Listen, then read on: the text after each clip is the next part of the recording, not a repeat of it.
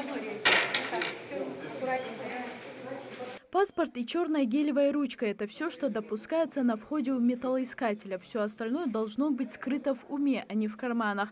Однако никто не станет отнимать у участника ЕГЭ шоколадную плитку. Конечно, если в ней ничего не спрятано. Даже денежная мелочь в карманах, от которой может засвистеть металлоискатель, привлекает всеобщее внимание. В таком деле, как говорится, даже мелочи важны. На входе также проверяют паспорт.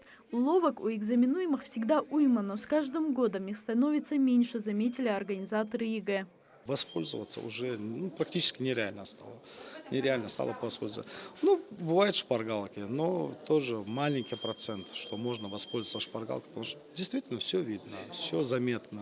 И, кроме знаний, вы знаете, если бы действительно они более серьезно готовились к экзаменам, фактически не сдать экзамен практически нереально, потому что баллы до такой степени, вот, чтобы получить аттестат 24 балла по русскому языку, это средний уровень, ниже среднего. То же самое базовая математика. Это задания очень простые. В России основной этап единых государственных экзаменов стартовал с информатики и географии. Как правило, на экзаменах по информатике молодых людей больше, чем девушек, потому что информационные технологии всегда привлекали именно мужское население.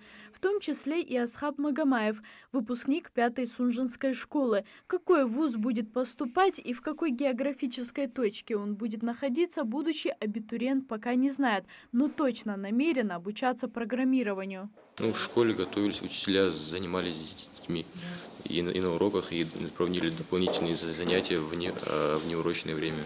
Назрановская 11-я школа на сегодня единственный в республике пункт приема экзаменов.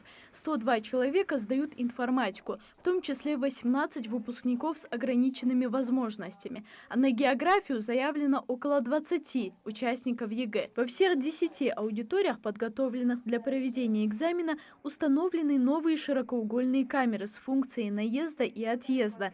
Камера позволяет увидеть даже то, что пишет школьник. Скоро такие устройства появятся во всех экзаменационных пунктах. Во время экзамена на вашем рабочем столе помимо экзаменационных материалов могут находиться только это ваша ручка гелевая, ваш паспорт и ваш КИН. Если организатор зачитывает инструкцию для экзаменуемых, значит совсем скоро выдадут КИМы. Тем временем на улице родственники болеют за своих детей. Переживаем, потому что предмет очень сложный, информатика.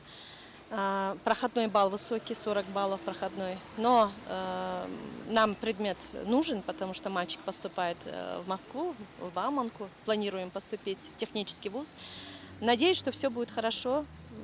Вроде бы на дополнительных показывал очень неплохие результаты. На основную волну ЕГЭ всего в республике заявлено 2610 выпускников. Следующий экзамен пройдет 31 мая. Ребята будут сдавать математику базового уровня.